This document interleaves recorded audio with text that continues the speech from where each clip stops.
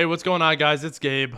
It's Caleb. And today we got a very special guest coming on. Welcome to episode 25 of the Positive Outlook podcast. Who do we got today, Caleb? Today we got Rob the drummer. Rob the drummer. So he's an awesome guy. I know he came around to our schools when we were younger, and he kind of does anti-bullying speeches and anti-drugs, all that stuff. Very memorable to us when we were in school, so we thought, why not reach out? He'd be a great person to have on the podcast. A lot of good energy, a lot of fun, so we're really excited to have him on. I cannot wait. It's so cool to be able to talk to someone that made such an impact. Yeah. So we will see you guys when he gets here. Rob, how are you? Yeah. Trying to get my sound up. Oh, Just okay. a second here. Yeah, go ahead. Take your time. Yeah. So, how's your day going so far? Good. I went swimming this morning. I've been doing a lot of swimming, which is nice. I've been working at these, not working, but they invited me to do a thing for seniors.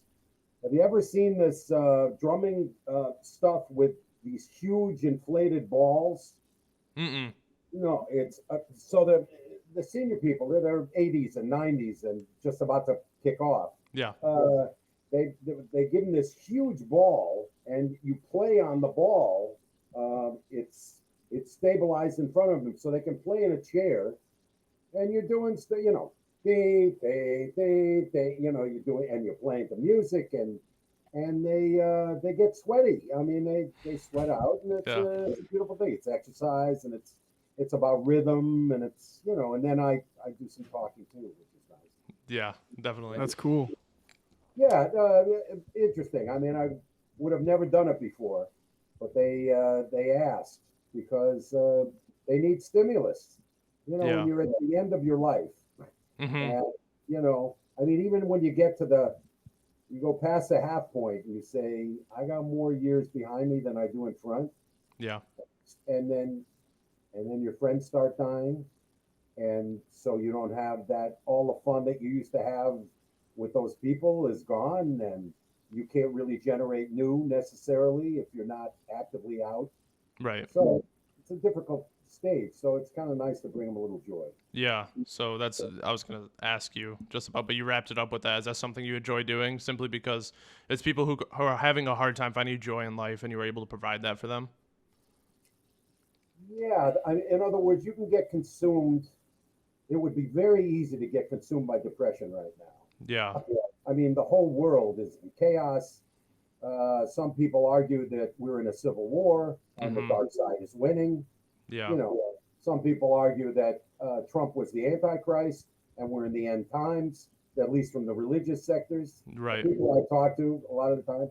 But then there are all the other people that say, look, we've got about 100-year cycle. Are you supposed to have a good time at anybody's expense, or are you supposed to work? Is there a moral imperative? Is there something you're not supposed to hurt people? And so you have to confront that whole thing of your own mortality Yeah. and say, what am I supposed to be doing here? What am I Right. doing? I mean, at some point, Yeah. No, Mhm. definitely, I agree. after your glands go crazy and you go nuts when you're going through maybe 40. Yeah. And then after that, it's like, now I can consider what the heck is going on here. Yeah. Whatever. So I guess we'll start with so I'm not sure if I'm sure a lot of the viewers have heard of you because they're from the area, but if you want to introduce yourself a little bit, tell us what you do.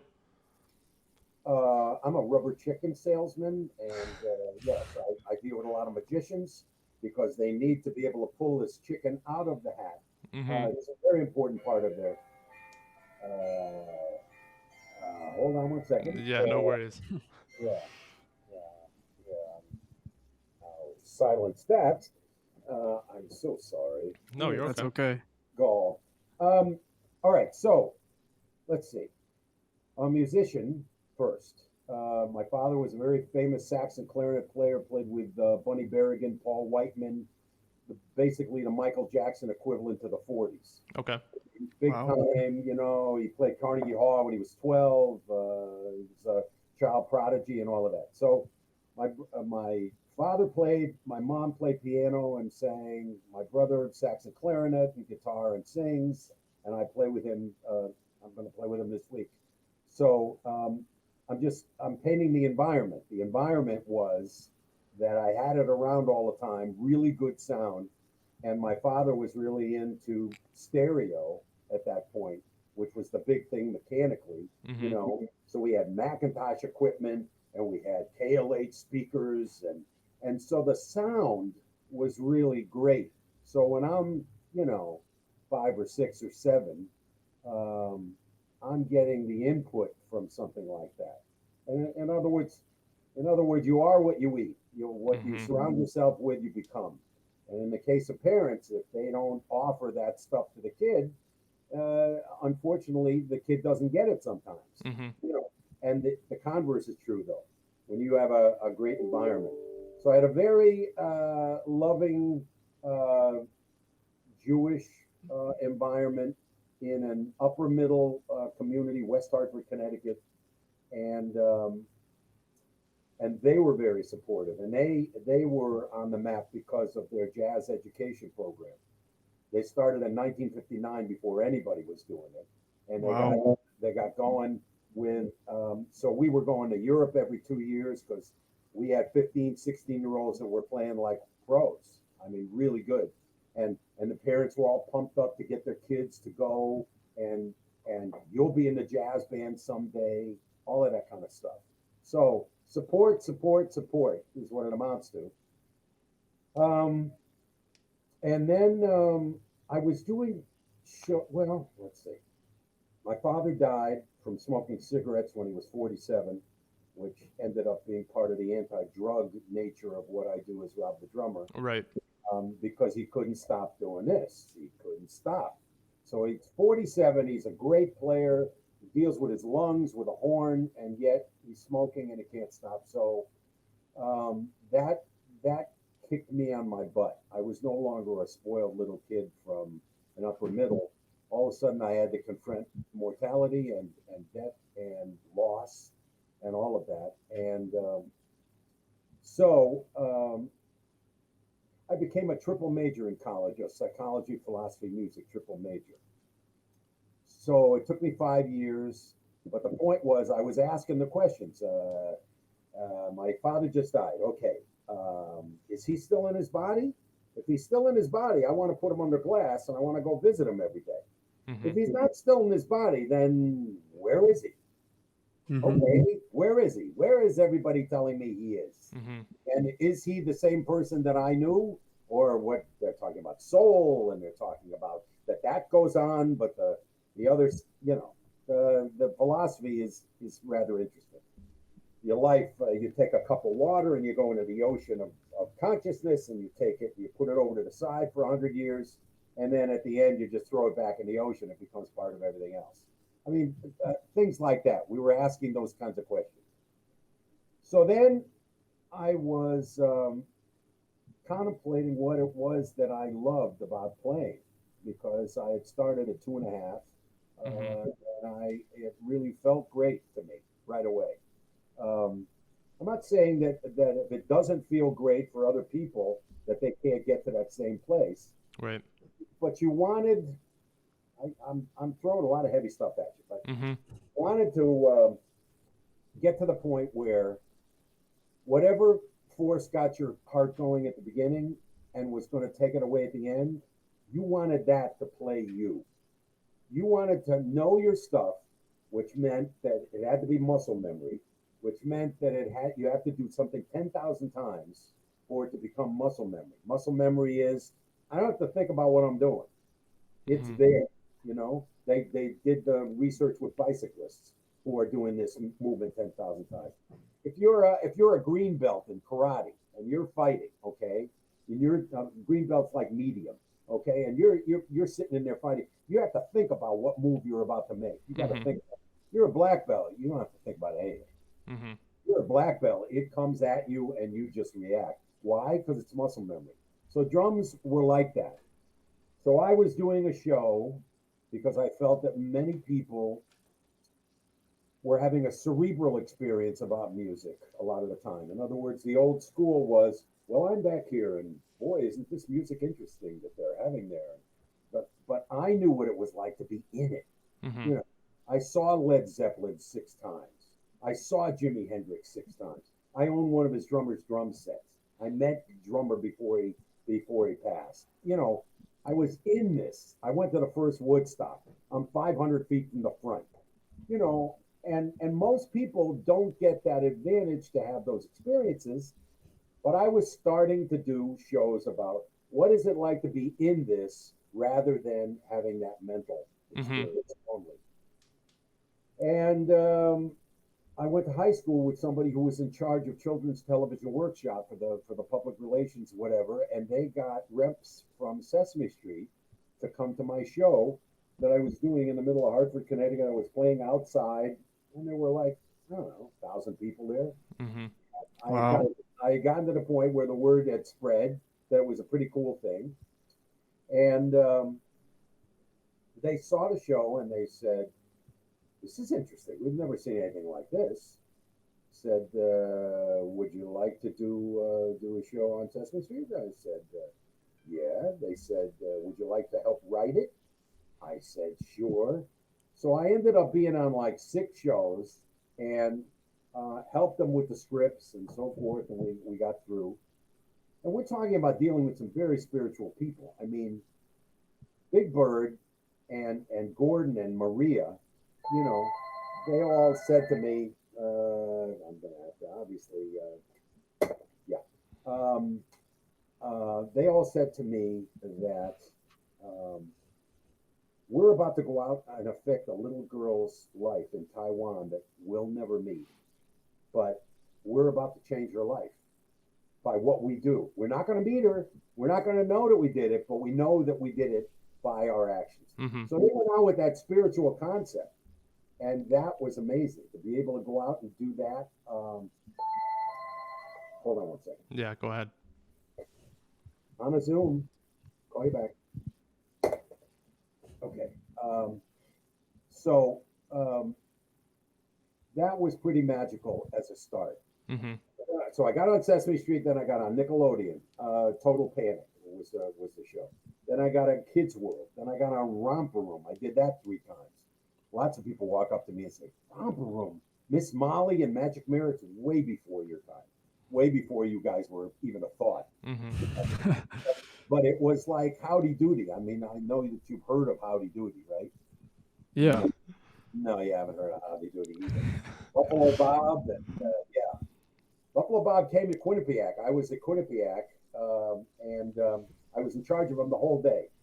And he wanted me to jeer him from the crowd on purpose so that he'd get the kids pumped up. These are crazy people. I went and auditioned to be the next Captain Kangaroo. I went into New York and auditioned, and the guy who got it, I was number 2, and the guy who got it was number 1 from Windsor, Connecticut. Mm. And he ended up he was Captain Kangaroo for about 4 years or 5 years, whatever.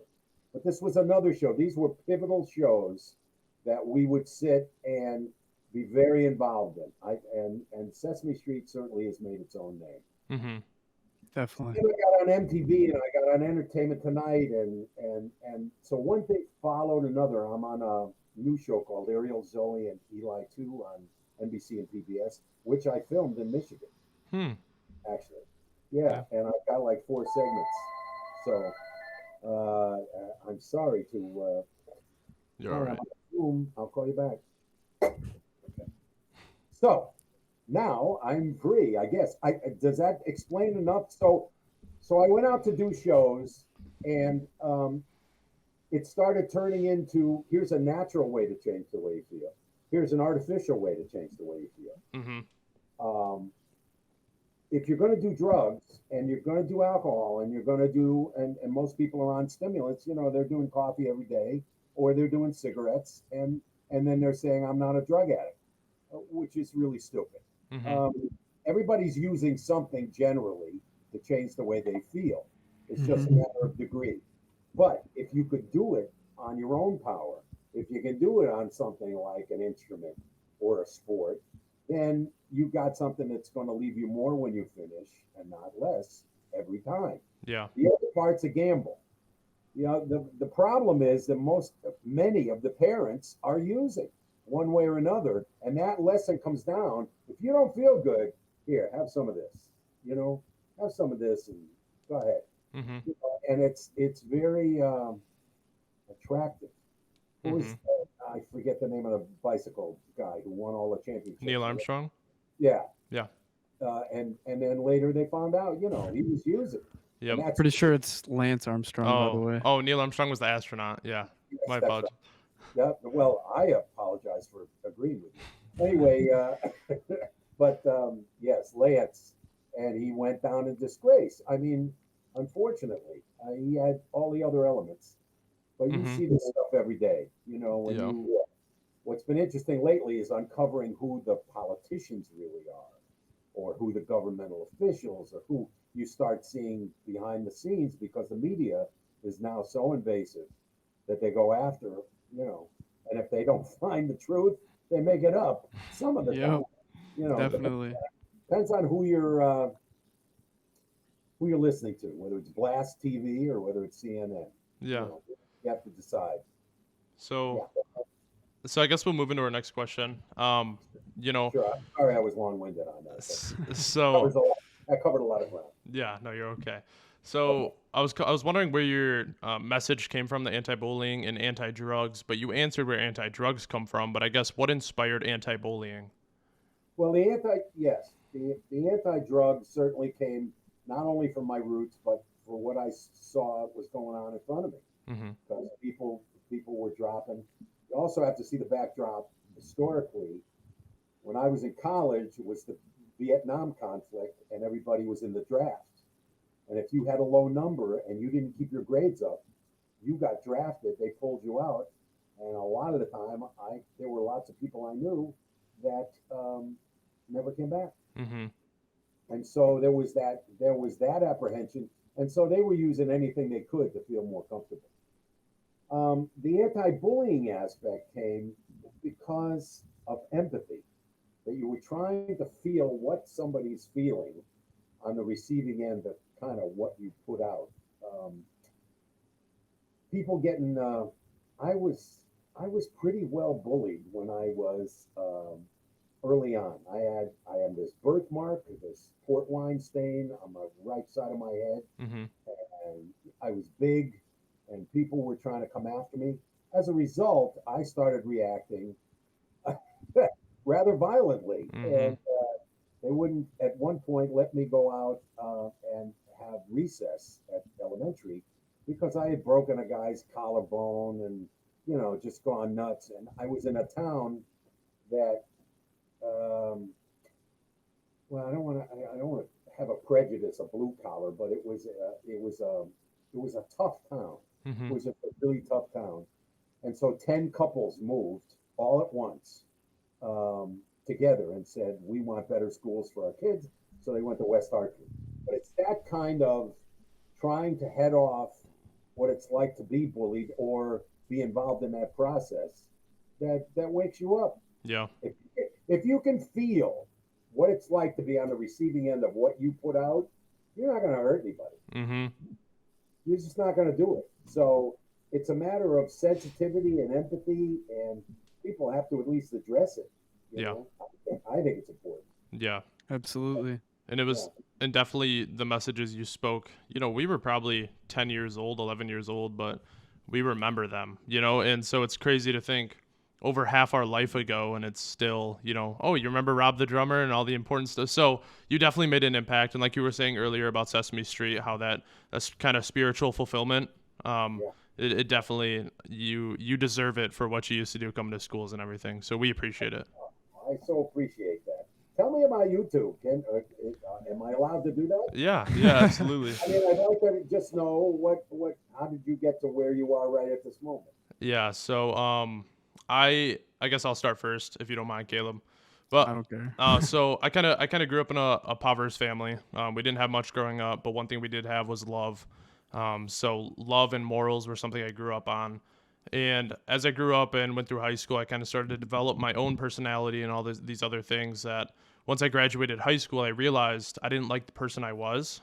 I learned a lot of life lessons, a lot of important things down the road, which brought me here to kind of spreading the message to other people our age and other people who go through what we go through and trying to give them a different perspective and let them know they're not alone.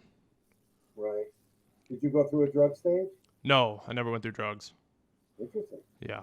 Good, good, good. Well, those lessons are well learned then. I Yeah. gather. Yeah. Yeah. Okay, Caleb. Let me.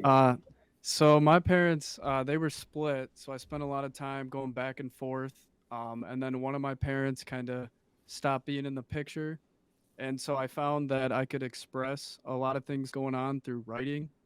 And so I became like obsessed with like telling stories that were my story, but kind of disguised as, different characters. And so from that, it translated into the idea of filmmaking. I thought that was the coolest thing ever.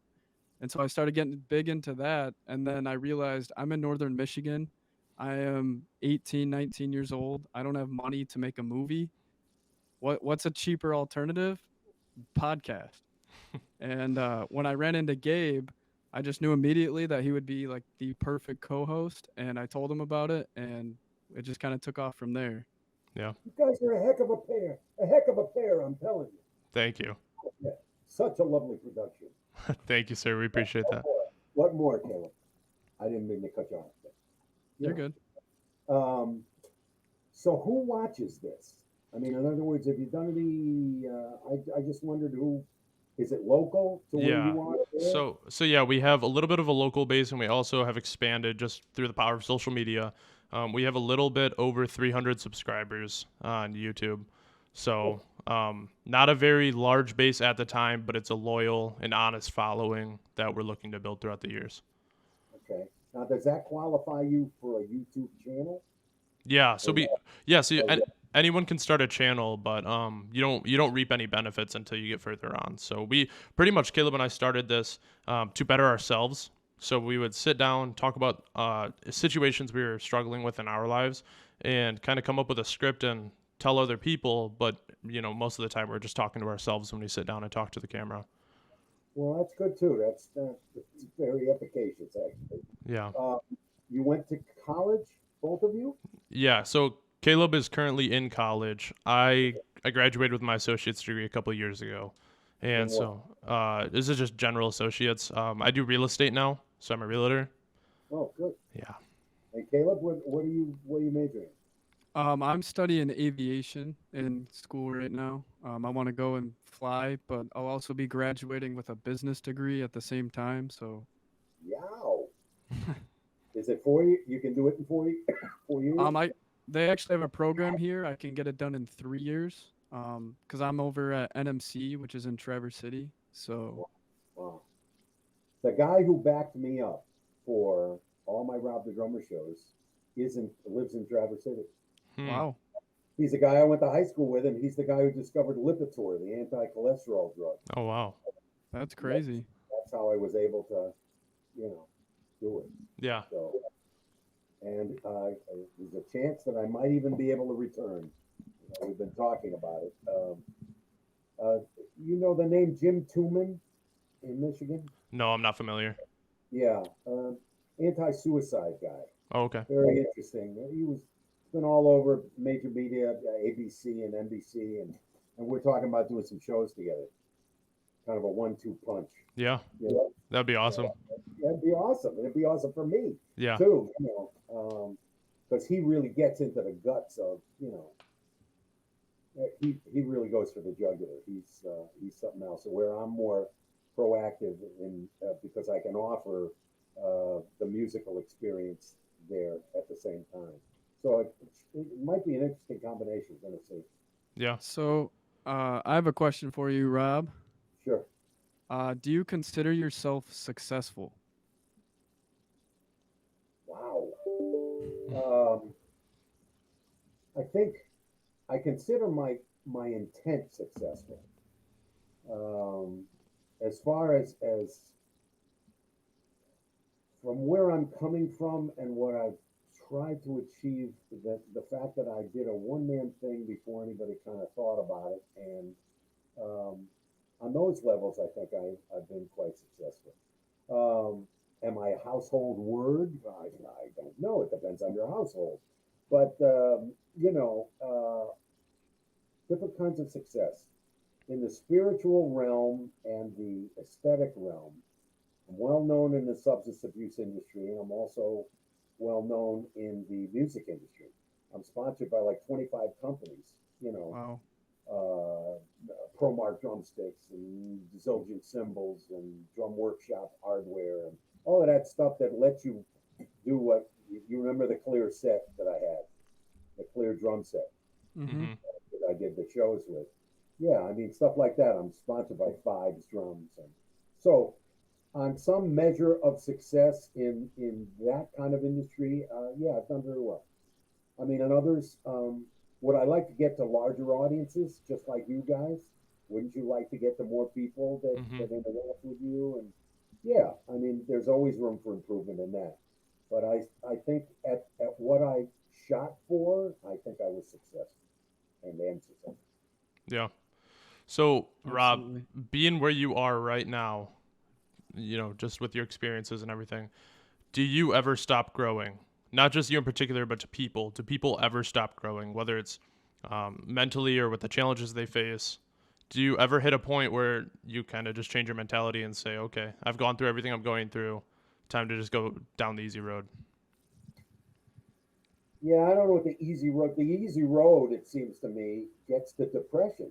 I mean, it was what we were talking about in the beginning. Yeah. If you're an older person, and I'm just at the stage now where people are starting to die around me, people that I have formed real strong connection and relationships to, and now they're starting to die, and you're going, how can I replace this person? How can I replace this experience? What am I going to do all the things that I based my life on that made me happy to get up in the morning and maybe I'm gonna have some good interaction with someone. When those people start dying, that's a tough one. Mhm. So you've got to generate in your own mind what is it that really made me. Well, it changes. uh, what changes is what gives me joy. Like what actually gives you joy right now. What gives you joy is different than 10 years ago that gave you joy. Right. Obviously, I mean, I was ready for a PlayStation 4 or 5 or whatever. Yeah. Um, are you Xbox or PlayStation guy? I'm actually PlayStation. I'm a PC, so I use my setup Are here. you a PC? Yeah. Oh, I see. An eccentric. Very nice. No, no. It's great. That's great. Mhm. But you're a PlayStation guy. Yeah, I used to be an Xbox guy and switched over to PlayStation and haven't gone back since. So Yeah. I'm on Density 2. Density? I think it's Density 2 on Xbox. I'm, it's a whole different world in there. Mhm. It's going to get really, really pretty cool. You're going to be able to be alone easier within about 10 or 15 years. Not only are there going to be artificial people you'll start talking to, but what they're saying, there's a guy named Ray Kurzweil. He's the guy that took the regular piano and a regular acoustic piano and he made it electric. And he made the electric sound just about exact to the regular piano. He Mm. was one of the first ones. But he's also a futurist. And Bill Gates says of any guy looking forward, this is the guy I listen to. And he wrote a book called The Singularity. And he says by 2030, it's going to get very interesting. Mhm. It said he said robots right now can beat you at chess and they can beat you at math, but they can't do funny. He Mhm. said by 2030 they're going to be able to do funny. By 2030 they're going to self-realize. That's the Terminator syndrome, Mm. where they realize they exist independently of who made them. And so it's going to get very interesting right about then. They're talking about the nanites they'll be able to target just for cancer. Little microscopic robots they inject. They've already got them, but they're Mhm. going to get better and better. So, and they're going to enhance the way you think. They're going to have enhancements that you can grab. So, you want to be successful right around 2030 if you can afford it. Yeah. Yeah, it's going to be a lot of fun. But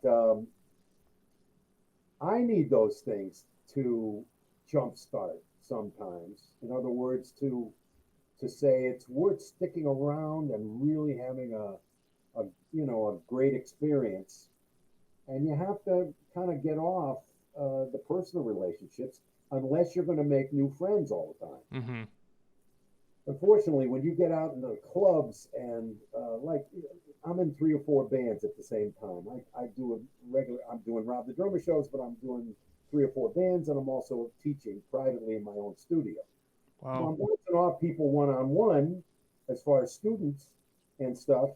Well, you go into the bars and everything, and you're talking about people that are trying to forget the fact that their lives are not going well. Mm-hmm. I'm not saying everybody, but a lot of the time, they're there for mating, they're there for getting loaded, and they're not necessarily getting it there for music. Mm-hmm. I mean, if you can help me connect up with that person, then I really like your band. And that's how the club owner looks at it, too. Mm-hmm. But when you're doing concerts, it's a different thing because people are paying money to actually come see you, and they're familiar maybe with what you do musically. That's always the best. There are a few clubs like that, not clubs, they're concert halls. I'm playing 2 of them in November.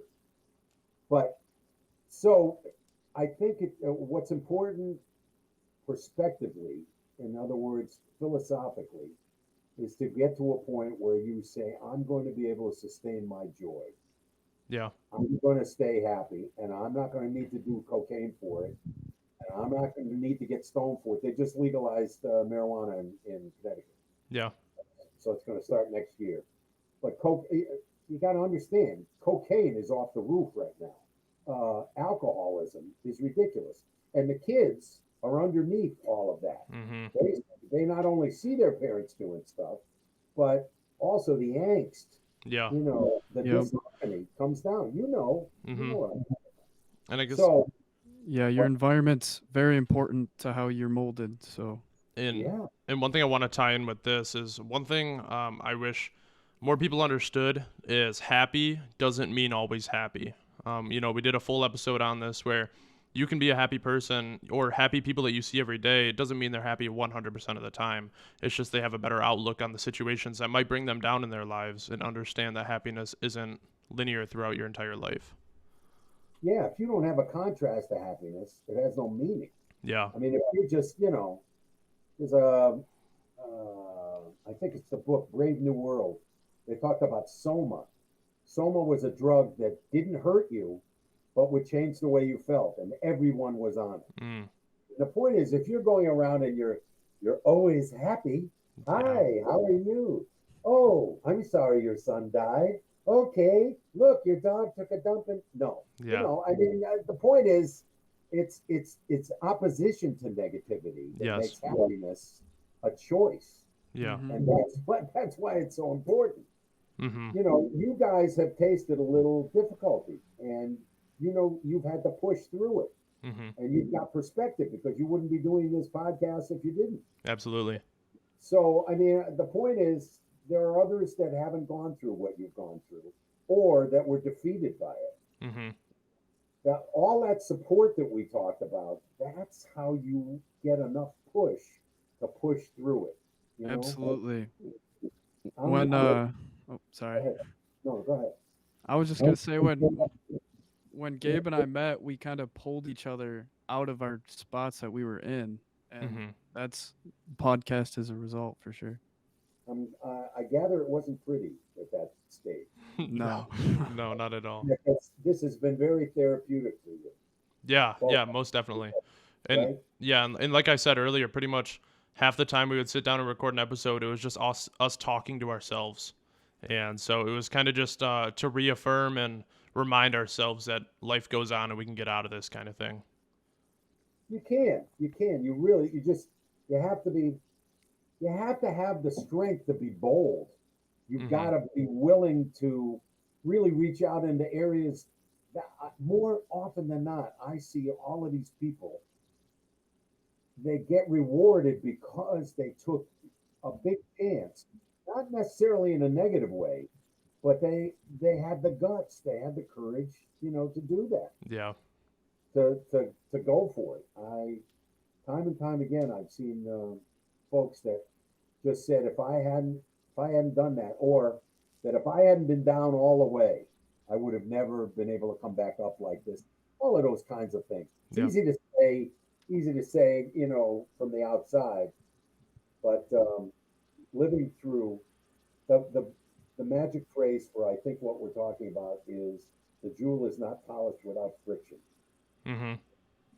which is an interesting phrase. In other words, if you don't have something to push up against, not only will you not know why it's important to be happy, Mm-hmm. but you won't know how to get there, and you won't know how to retain that joy. Yeah, definitely. I mean, And people at some point say, "I don't have the support. My family's a mess. It's a wreck." And I should I just buckle under and follow, or should I lead? And getting that guts to lead, it's great when you have the support, but if you don't, I'm reading Trevor Noah's book. You know the guy on late night? yep, Trevor Noah. Yeah, I used to, I had no idea what he went through in South Africa and all of this, and I'm reading his book right now as it happens, and you read the lack of support that he had on many levels, and what a difference it made that he just part of it was luck, but part of it was guts. Absolutely. You know, Um, yeah, so I go have ahead. another question for you. Yeah. To anyone that's beginning their journey, for whether it's success or a spiritual journey or just any sort of journey to better themselves, what would be one piece of advice that you would give them?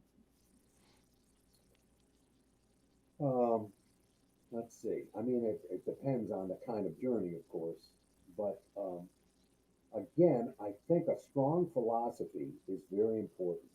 I think, even though it's easy to talk about, I think looking at the idea that you've only got the 100-year cycle, that Mm-hmm. you're really here very short amount of time. Your time perception is much different than mine Mm-hmm. because I've had a chance to go over a cycle and over a cycle. I've watched winter some, I've all the seasons. I've watched a number of times, much more than you have. And when you get it down, it goes by quicker. When you get these cycles down, Mm-hmm. I think if you're going to start something um, that's a journey, you're going to say, I'm going through this for the first time, and I'm going to give myself a break, and I'm just going to do my best at whatever it is. And then because the second time, if I try to do whatever I'm doing a second time, it's going to be easier. Yep. That's the whole idea behind practice, like even for an instrument. Right. It just gets easier. But you've got to have seen that in other people to believe it. Otherwise, you go, this is too hard. I can't do it. I can't do it, Mm-hmm. and give up that journey. You end up giving it up. I mean, it's like running a marathon. I mean, what does it take to get out there for 26 miles? And Practice. there's plenty of times where you just want to go, I know I trained for this, but boy, I can't right now. But you do. You Mm-hmm. just do. You Yeah. just do. And the strength of your mind and your commitment, um, as I say, comes from some support. But if it's not there, comes from reasoning it out, or sometimes it just comes from your gut. Like, what do I feel here? Yeah. Um, and and and that'll keep you in. I when in doubt, be nice to yourself. I think. Yeah. I'm not saying being overindulgent and just give up.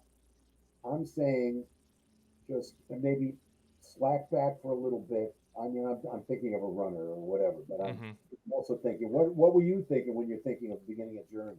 How do you? Um, just kind of someone who has a definition of success and goes, I want to get from here to there, and like starting from scratch, basically. Yeah, yeah. Well, there are guys like Tony Robbins, Oh you yeah. know, We motivational love speaker. him. Guys like Tony, and they've been through this with major people who say, "How am I going to get from point A to point B?" And he does they do consistent jobs of here's point A from where you want to go. Let's just go to point A. In other words, don't be overly blown away by the whole I'm not there yet. Mm-hmm. He's able to work a lot of the time, and motivational speakers in general. What's point A? What's point B? what's point C. Mhm. You know, I mean, I spent some time with a drummer who only has one arm. It's one of the heavy rock bands. I forget the name of it specifically, but anyway, I spent a couple days with him, and can you imagine what it took for him to say, "I want to play drums, Yeah. and I don't care, and I want it to be just as good or better than a, Mhm. a drummer who's got both arms and both legs." Yeah. And they worked out some of the things he would have done with his left arm. They worked it out with his feet. Is that Def Wow. Leppard? Yeah, Def Leppard guy, Yeah. right? We He we had just had like, a viewer comment. yeah, he had like 8 pedals, and one of them was a snare drum that he would have been going like this, with his left hand, Yeah. but he's doing it with his foot, and he worked out the whole thing, and they kept him, and they defer to him, and they respect him for having done it, and so he turned it. He turned lemon into lemonade. You know, Yeah. Right. Mhm. he was handed lemons. He turned it into lemonade. And, Yeah. so I think when if you keep going back to square one on a journey, you either decide I'm not meant to do this. That's what most people would probably start to decide, Mhm. or why don't I just see just an increment, just a little moving from here? What would that step be? In other words, and you have to figure that out for yourself, depending on what you're doing. Yeah. Have you ever heard Brick by Brick? No, what is that? So Will Smith, he was being interviewed once and was asked a similar question. He kind of explained it, how when people see a goal or a challenge they want to tackle, they focus on the full wall, but people should be focusing on one brick at a time That's it. and perfecting that brick until eventually you have a wall. Good metaphor. Yeah, I love that one. And there was a band called Pink Floyd that did The Wall. Mm. Oh yeah.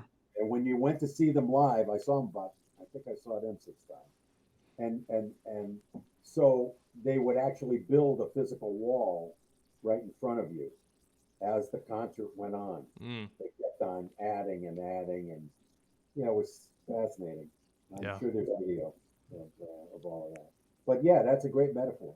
Yeah. So, do you have any questions for us? Anything that Uh, you might be curious about?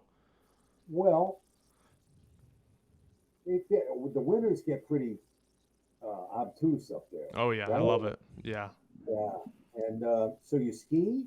No, actually, I don't do anything outside. I just love the aesthetic of snow. So, Yeah. No, I absolutely. I used to ski all the time, and then I got an injury from one of the high school sports I was in, wrestling, and so I haven't skied in a couple years, but it's fun. Oh yeah, yeah. Well, and it involves a lot of stuff, and you got a lot of air, blowing through you, and while you're sweating Mhm. with incredible. There's something to that if you can do it. If you can do Right. it, how to And do it. when you're at the top of the hill and you can see just so far, it's fun. See, that's the magical part when you talk about meditation, for instance. Meditation being nothing more than no conversation in your head. Mhm. We touched on this in the show. In fact, I think I started the show there. hmm And the point is that moment when you're at the top of the hill or the mountain, and there's no one else around, and it starts snowing, and you're completely in touch with the environment. So your insides and your outsides are just totally connected, and you don't think, and you get into your rhythm going down the hill, and it's like ecstasy. It's the best. I think that's some of the closest you get to feeling whatever you consider to be God on earth. You hmm know, whether it's the prime mover, or it's Jesus, or it's Buddha, or it's Muhammad, or Grand Muffin. It doesn't really matter what, but if you can let that go through you, that's the most therapeutic thing for me. If Yeah. I want to reset my base, if I want to reset where I am, great thing about drums has been that you can go down and play for 10 minutes and you can feel completely different when you come back out. Yeah. And if you're a martial artist, if you can do a kata, which is a pattern, you can go through a pattern and it'll take you maybe 8 minutes, maybe five. All of a sudden you're way away from any kind of depression Yeah. or darkness. I mean, unless you're going down that path, you can decide to go down that path. Mm-hmm. Yeah. You know, if we're coming up on Halloween, I'm seeing little scenes of some of the movies and the Ouija boards and the, you know, and the boogeyman and what's in the just anything to scare, but scaring somebody wakes them up. Sometimes. Oh yeah. Oh yeah. Definitely. Real positive. I like when you go to a fun house. Do they have those up there? Yeah. Oh yeah. A bunch of them. Haunted house, Mm-hmm. Yep. where you get the bejesus scared out of you. Yeah. We pretty much just Yeah. walk through the woods in northern Michigan, but Yeah, yeah. they just hide behind trees. I had some wonderful times up there. God. And then they made there's a Rob the Drummer Day in Sioux Sault Ste. Marie. Yeah. Yeah. Sault Ste. Marie, there's a Rob the Drummer Day. They celebrate. I think it's in November. Anyway, when I was up there, which is just really nice. Yeah. And I really I had some experiences with an eagle that showed up, stayed, looked at me, and then I decided to start driving away and followed me right there as I was driving for half a mile. Mm-hmm. Wow. With me, so I took it as a sign, obviously a positive sign, and it was those moments, those special moments. Yep. You can't explain to anybody, just because I was there. So I love where you live. Yeah. I know it's isolating, but I love where you live. I love it. Yeah, there's definitely peace to the isolation for sure. Yeah. Cool. So yeah, Rob, if you ever come up north, you'll have to let us know. We'll all get together, Sure. go out, And get if some you food or want something. to podcast again, just call. Yeah, definitely. Absolutely. And I I mean, know. rather than just having the two of you talk to each other, Yeah. I think I want to talk to you. Yeah. And I know you were saying earlier, it's hard to make friends in this stage of your life, but you have friends in us. So, so, Oh, yeah, oh, yeah. so always feel free to reach out. We loved having you on today. We appreciate it so much. All right.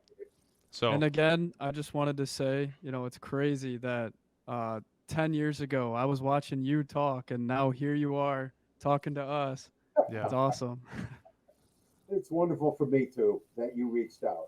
great. It's a two-way street, Yeah. We're just a bunch of love bugs, man. Yeah, we are. All All right, right. I'll see you. Thanks, Rob. See you later. Thank Be you good. very much. Okay, bye. Bye. Bye. Alrighty. Wow. Well, thank you to everyone that tuned in. We appreciate it. This will be uploaded as episode 25. So if you did miss it or if you missed just certain parts of it, it will be up on Monday on our YouTube channel. So make sure to go check it out. Thank you. Shout out Brendan for shouting out the band. If you're viewing this and you're not subscribed, head to our YouTube and subscribe. We're trying to get to 400 by Halloween, so let's get it, baby. And we have a funny video planned for Halloween, so Oh yeah. that'll be sweet. Just wait, it'll be good. Stay tuned. All right, we'll see you guys later. Thank you.